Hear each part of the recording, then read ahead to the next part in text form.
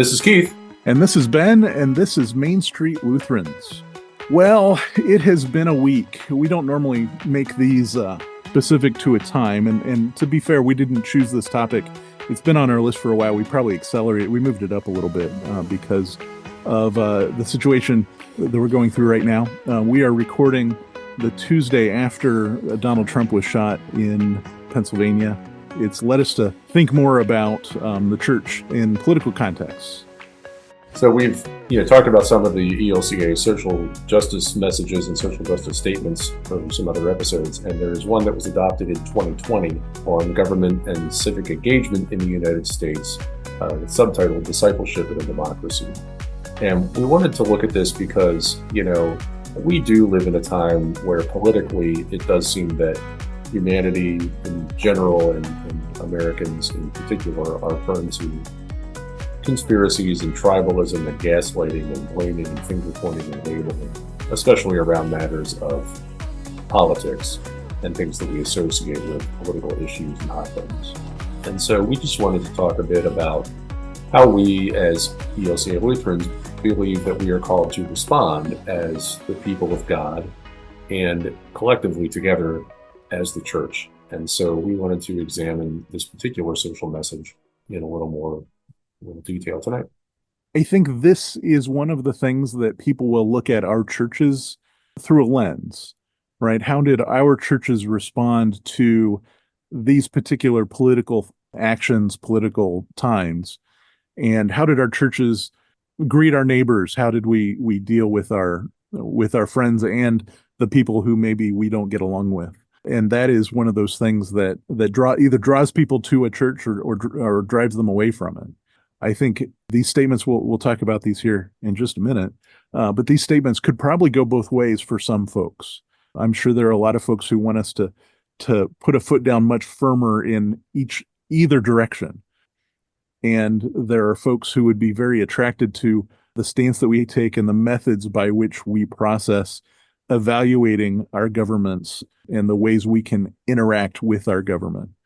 So I guess with no further ado, this statement opens with a very classic Luther example. Luther writes on secular authority. He actually writes about it in lots of places. Oh, he does. But it's probably most succinct in that document.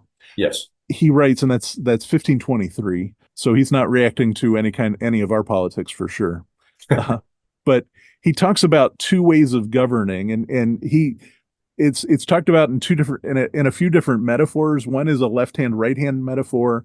Sometimes people refer to them as swords. Sometimes it'll be kingdoms. Those are metaphors that I think get used in multiple ways. It depends on which theologian you're reading at the time and how they're processing Luther. And remember that Luther was not, he wasn't what we would have in seminary called a systematic theologian. He did not sit down and deliberately come up with these structures and then consistently apply the same terminology every time that, he spoke or wrote, as far as we know. He despised philosophers, which I think he would consider most modern theologians. Right. Yeah, even though Luther himself was quite the philosopher in some ways too. But yeah, so there's a little inconsistency even in Luther about exactly how he uses these, but there's some commonalities in all of his writings that can be drawn or pointed to in how we sort of draw the way these metaphors are going to be used in this document and how we're going to use them in our conversation. And all of them as metaphors generally, especially in metaphors for God and faith, are always somewhat limited. They work up to a point and then, they kind of fall apart, which is why they're metaphors. Right. Talk about the left-hand, right-hand idea of the way that God interacts with the world. So the left hand is the gift of faith, that God works within us privately, our personal experience, our inner experience, through recognition of sin, the confession, and the redemption that God gives to us, that gift, through faith. The outer or the right hand is a social, political, and economic system action that God has. And so that is God's work being hidden behind human structures and actions. Luther believes that God is at work through even our what we consider to be our own creations, that God is actually working through those for righteousness, for justice, and for all things good, right? So one way to be thinking about these two hands then is that the left hand of faith could refer to the church, and the right hand of politics and economic structures and all of that as leading through government. And again, there's some overlap too, because the church is in some ways, it's based on faith, which is a gift from God, but it's also based on how humans decided to set that up. So it's also, a human created structure too. Well, yeah, and in Luther's time, there's much less separation between how the church operated and how the civic government operated, because the civic government person was in charge of portions of the church. Right.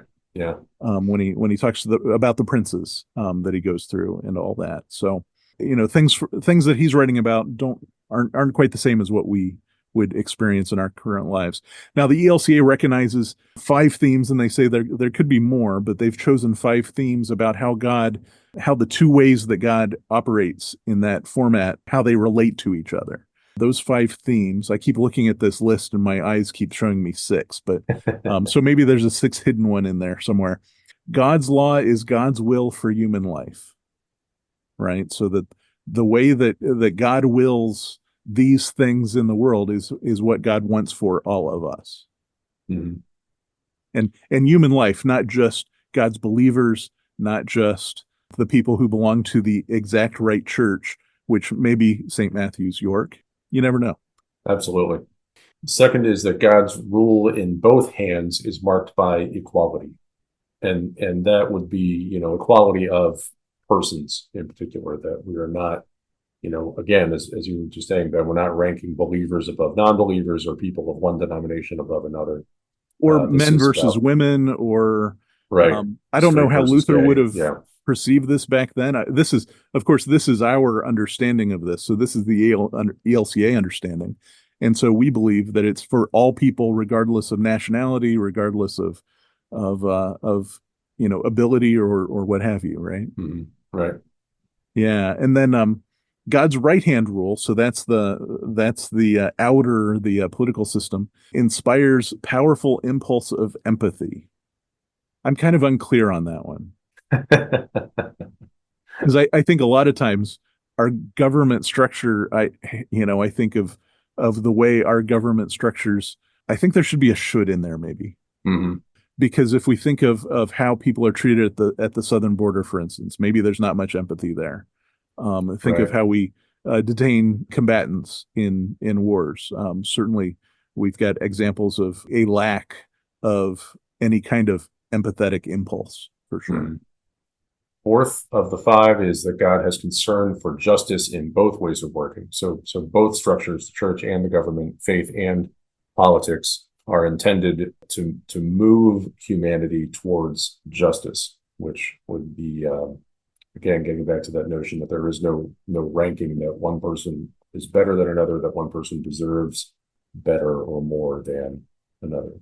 Right. And actually that just makes me think back to the one before this, that God's right hand influence on that system pushes toward empathy. Right. So anything that makes us more empathetic to the people our systems are dealing with, economic systems, social systems, that we can recognize God's action in there through empathy. Right. Yeah. And then the last one of these themes is that God imparts purpose to the roles of worldly governments. Yeah, that there's a reason for this. Yeah. There's a reason for this. And that those reasons really can, be about not just structuring a secular society, but helping us to live lives of faithfulness. So then the document moves on to talking about government roles and functions. And it gives us this big list, and we've sort of subdivided it. These messages always seem to like lists. Well, and it starts with a bunch of lists of how we have a lot of things of how we've gotten things wrong through our government. So it's got a nice big list to show us some of our flaws, but also ways that we can redeem ourselves, and have in a lot of ways.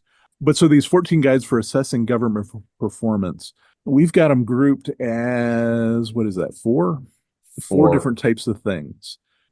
yeah, and they seem to the first category is really about that sort of egalitarian nature of government, that it is intended to be, structured in such a way that, again, it doesn't lift up one person or one group of persons and privilege them above the others. We're not saying that those things don't happen. We're just saying that God's intention of how a government should work is that those things would not happen. And so it gives us a direction to move towards. So that's the governed are consented to be governed, right? Mm. And that they protect individual freedoms, and also that it accepts limitations on freedoms, Mm. that it's a balance there, right? Yeah. And then we've also got how that government, since we're assessing the performance of the government, how the people working within the government operate and are treated by the system. It's got things like making sure that public service isn't seen as like a hobby, but as a vocation, that it's is for the general public benefit, and that people are paid well that work within the system. And probably one of the more political pieces of this is that we maintain a distinction between the role and the person that fills it. And I think Mm. we have a lot of trouble with that a lot of times. Yeah. The next one is really about treating people like people. And Imagine that. yeah, yeah. So neighborly service to strangers, respect and dignity towards both persons in government and persons being governed, and recognizing neighbors, not just citizens. So we think about that call to love our neighbor that Jesus gives us in the Gospels, for example, and recognize that that is something that we can do through government, and that's that all of the people around us in our society are neighbors, not just citizens. Right. Yeah, and then the fourth group we've got in this, it deals with the possibility of corruption within our government in some form. We have to acknowledge that as people, we are sinful by nature, trying to do the best we can, but sometimes the systems we build lean toward injustice rather than justice. And so talking about making sure that there is adequate regulation to protect people, our neighbors, that there is an ability for the government to be able to be reformed when it deviates from the direction it should be going, and then also that it is possible to draw attention to those abuses of power, and that might be something like our freedom of the press we have and enjoy in the United States.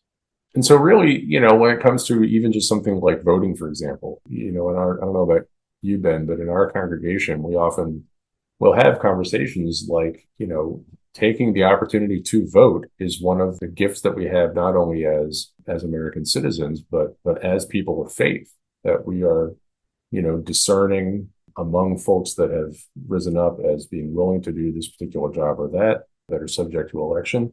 How are we going to vote? And Lutherans will never tell you who to vote for, but we will encourage you to vote, and we will encourage you to vote in a very deliberate and faithful way, to pray, to discuss, try to figure out, again, it's not always about the perfect candidate or the lesser of two evils or anywhere in between those perspectives.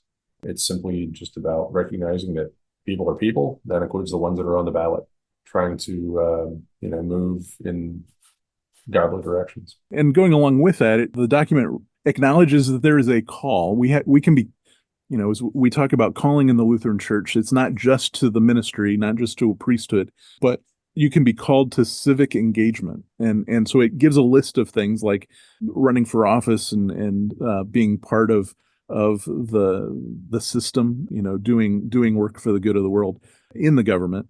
And we certainly have a lot of deacons that are called to that type of service. But it's beyond just being called to be a deacon in that way, but even just being serving on school board might be one of ways that you're called to civic engagement. Mm-hmm. Specifically, quoting from the document itself, it says the LCA holds to the biblical idea that God calls God's people to be active citizens and to ensure that everyone benefits from the good of government. I think that's a good direction to go. Yeah. And then the document also points out temptations to be avoided, ways that we do, kind of tend to mess this concept up, this two kingdom or two sword or two hands. So the first is that the belief that God's two ways of governing are entirely unrelated. This is what happens when we talk about faith as a private matter, as something that has to do with me and my relationship with God, for example. That undermines all of those things, that list of 14 government roles and functions and the 14 guides for assessing government performance. All of that has to be done from a perspective of our faith, and to believe that, God has given us government as a gift and something for us to be involved in. Again, it's not perfect, but it's something for us to be engaged in actively. And so if we say that matters of faith and matters of society are completely separate, then we miss out on that opportunity to say that, as a person of faith, I am voting. As a person of faith, I am, petitioning or advocating in government. As a person of faith, this is how I'm engaged in my government structures in our society. And we just talked with Wynn about the Perennial Waters Project and their involvement, trying to get involved in government action to protect water spaces. Yeah. Yeah. The second temptation that they list is sort of, if that one is that these two things are completely separate, this is a temptation to just dismiss government entirely as being either unnecessary or completely evil. And so rejecting any kind of government thing, and this would be the temptation to say, well, I'm going to live under God's rule alone. And so God didn't give me a speeding ticket or didn't give me a speed limit. So therefore I don't respect the speed limit sign. Right. I think we can be guilty of this in somewhat more casual ways too, where, I don't know how many times I've been in a Bible study or a faithful conversation in some way, and, and someone, not in a malignant, evil kind of way, but will say something that maligns, all police officers or all politicians, and just say, I don't think any of these people really know what it's like to X, whatever that is. Raise a family, hold down Buy a job, groceries, yeah, whatever. Yeah. What that prompts you to is to go back to that notion of treating people like people. And remember that, politicians, people in government, whether they're, work in the bureaucracy or they are an elected official themselves of any level of rank, from your small town mayor who's, paid part-time or the president of the United States, these are people. And we need to talk about them and refer to them and treat them as people, and not as, monsters or evil or inhuman or, whatever. And then our third one is probably the big one, the one that's getting the most talk about in certainly progressive and probably moderate Christian circles, certainly mainline circles. Bishop Eaton has even released a statement on it herself. We won't talk about that unless the ELCA backs it completely as a thing, because we're talking about the denomination. But the temptation for any government, country, political movement, or party to claim a privileged relationship with God or special status in God's kingdom for redemption. This leads us to the two big words, Christian nationalism, right, which is the most obvious form of this. But there is also the other side. We have a temptation on the progressive side to say, Jesus stands with us. Mm-hmm. Right? Jesus doesn't stand with them. Jesus stands with us alone because we are doing the work. Now, that's certainly a lot. Yeah. That's a lot. That's an entire podcast by itself. It is. Yeah. But that's the temptation. And anytime we find ourselves thinking God stands on my side alone, that we're overstepping. We're probably missing something. That I tell my kids, nobody sees themselves as the villain in their life story. Mm-hmm. Even if you can't imagine how they seem, like how they could see themselves as being good people.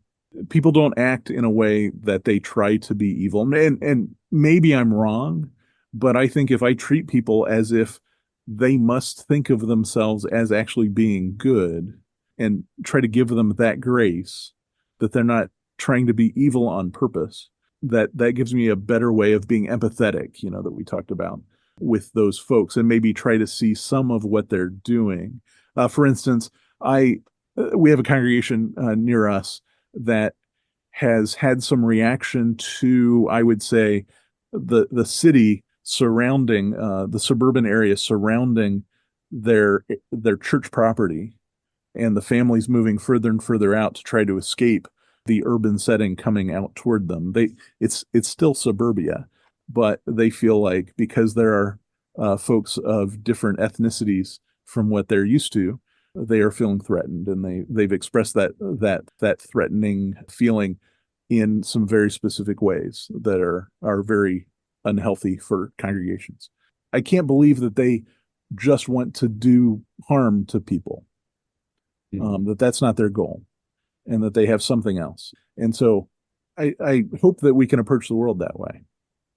So where do we go from here, Keith? Oh, I think to our catechism question. Do we want to escape right to the catechism question? Or, I don't think this is a thing that's going to go away, right? Right. And I think that you've already touched on it, and just this notion that we try to see people's actions in the best possible light. And certainly in some actions, it's really hard to do that, for example, an assassination attempt. We're not trying to say, well, he might have had a good reason. There are ways in which, we make our political views and choices known, and other views and choices known that are not acceptable. And violence is one of those ways that is not acceptable, no matter, supposedly how good we feel our cause is. It's never good enough to cause, harm towards another person or another group of persons. So like you were saying about, the Southern Neighborhood Congregation, trying to see people in the best possible light, trying to see their motives as pure as a human motive might be, given that we never know a person's whole story. Well, and I think for me, as a father of two teenage boys, that it's not hard for me to see that if my kids get too disengaged from our church, for instance, or from our family, that I do not want them to find themselves, getting on a rooftop and shooting at somebody. Mm-hmm. And so my empathy is sort of it's self-serving, in that I want to understand what would cause somebody to do that, so that I can make sure that I can provide the right parenting to my kids, and that our church can provide the right leadership for our community, and so forth. And our political leaders can be the right people as we go to vote for, say, township board members here in the fall in our community. I can't remember the quote exactly, but Fred Rogers actually said something along the lines of, you can't not love somebody once you know their story. Mm-hmm. Something like that. And so when you really know what's going on in another person's head and heart and life experience, that's what enables the empathy that we were talking about earlier towards. That doesn't mean approval. No, it doesn't. Yeah. It doesn't mean approval, but it might mean understanding. Right. And it leads us to be able to still treat that person with a measure of God's grace, and see them as God's child, a broken child, a hurt child, that's, a hurt person that is hurting other people, but a child of God nonetheless. And that's hard. It is. So I think we're asked to try. It's hard. All right. So now I think we can move on to the catechism question without skipping through the obvious question. In the last episode, we asked the question, what does the rainbow act as a reminder of in Genesis? And the potential answers were A, that Adam and Eve would never bite into another apple; B, that God would never again destroy the world in a flood; C, that Abel would never taunt Cain about his offering not being good enough, or D, that the volume of a prism is equal to the area of the base times the height. That was such a good answer. It was, yes. It's unfortunately the incorrect one, even though it is a correct answer on its own, but it's not the answer to this question. The answer to this question is that God would never again destroy the world in a flood. That's what the rainbow is a reminder of in Genesis. Yes, and God has held that promise. Yep. Yeah. So for this time, our question is, what are the two swords that we refer to in church history? Right. And so church history, get out your encyclopedias. So are the two swords the swords of Richard the Lionhearted and Peter the Hermit that were lost to history in the Crusades, those being people who led crusades? B is the sword of the government and the sword of the church. C is the two swords held by the disciples in Luke 22, verse 38. Or D is metaphorically the crosses of the thieves that hung to Jesus' right and left. Now, to respond to those, you can email us or approach us on the social medias that you'll hear Keith talk about here in just a minute. Main Street Lutherans is hosted by Keith Fair and Ben Fote. You can reach us by email at mainstreetlutherans@gmail.com. Our website is mainstreetlutherans.com. We are on the socials as Main Street Lutherans, which includes Facebook, Instagram, Threads, and YouTube. You can call to leave us a voice message at 734-250-9554. The show is produced by Fote Media Productions. And until next time, go in peace, serve the Lord. Thanks be to God.